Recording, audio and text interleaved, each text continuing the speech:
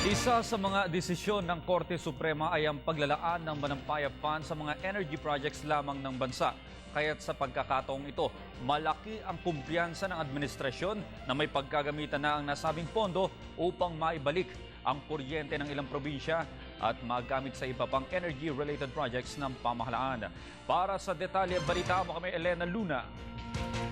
Tiniyak ng palasyo na hindi magiging hadlang ang naging desisyon ng Korte Suprema sa pagdedeklara ng unconstitutional ang PDAC sa layunin ng gobyerno na tulungang bumangon ang mga apektadong lugar ng Bagyong Yolanda. Ayon kay PCOO Secretary Herminio Coloma Jr., hindi lamang ang halagang sangkot sa isyu ng PDAC ang dapat pagtuunan ng pansin.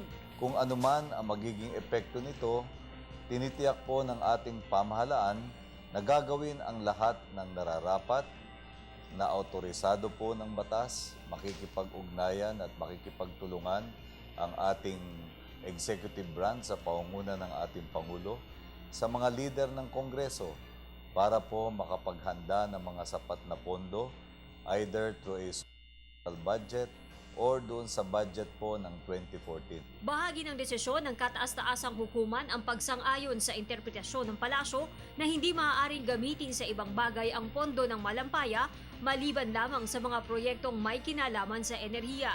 Kabilang sa pinaglaanan ni Pangulong Aquino ng pondong ito, ang National Electrification Project para mabigyan ng kuryente ang mga sitio at pagbili sa BRP Gregorio del Pilar na ginagamit para bantayan ang energy resources ng Pilipinas sa West Philippine Sea.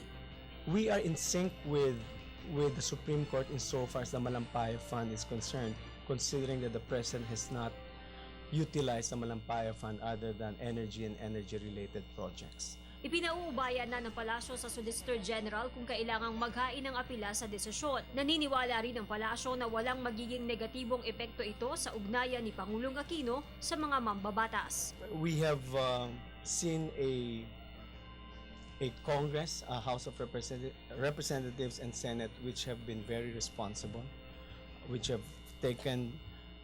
like the President have the interest of the Filipinos.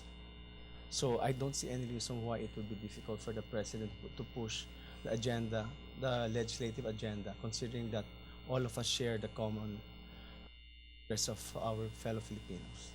Para sa Telebisyon ng Bayan, Elena Luna.